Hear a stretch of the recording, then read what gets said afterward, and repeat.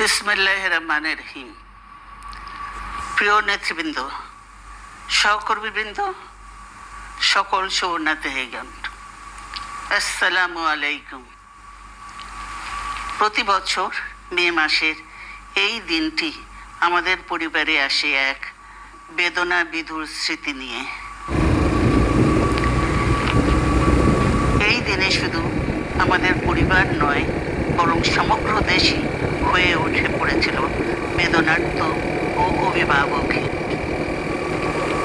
আমাদের প্রিয় মাতৃভূমি বাংলাদেশের জন্মের সাথে জড়িয়ে থাকা এক অবিচ্ছেদ্য নাম শহীদ প্রেসিডেন্ট জিয়াউর রহমান, যে চট্টগ্রাম থেকে স্বাধীনতার ঘোষণা করে তিনি এ দেশের সাথে তার নাম অবিচ্ছেদ্য করেছিলেন। সেই চট্টগ্রামেই এক সফল, সৎ, দূরদর্শী ও প্রকৃত দেশপ্রেমিক প্রেসিডেন্ট হিসেবে নিজের জীবন উৎসর্গ করেছেন। এদেশে গণতন্ত্র, স্বাধীনতা, সংবাদপত্র ও বিচার বিভাগের স্বাধীনতা, স্বনির্ভরতা ও উন্নয়ন এবং নিজস্ব জাতীয়তাবাদ সৃষ্টির অনন্য রূপকার শহীদ জিয়া। গণতন্ত্র প্রতিষ্ঠা আর সার্বভৌমত্ব রক্ষার লড়াইয়ে তিনি শাহাদাত বরণ করেছেন। সেই গণতন্ত্র নিরবচ্ছিন্ন যাত্রা আজও বাধাগ্রস্ত হচ্ছে প্রতি পদে পদে।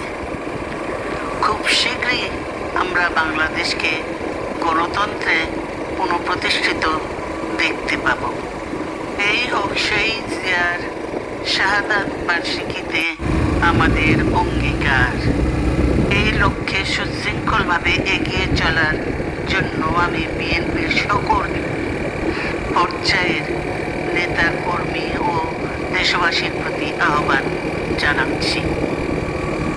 মনে রাখবেন, সবার জন্য গণতন্ত্র ও উন্নয়নের মাধ্যমে সকল সমস্যার সমাধানের যে রাজনীতি শহীদ জিয়া রেখে গেছেন, তা বাস্তবায়নের মাধ্যমে তার প্রতি শ্রদ্ধা জানাতে হবে। আমরা তার বিদায়ী আত্মার মাগফিরাত কামনা করছি।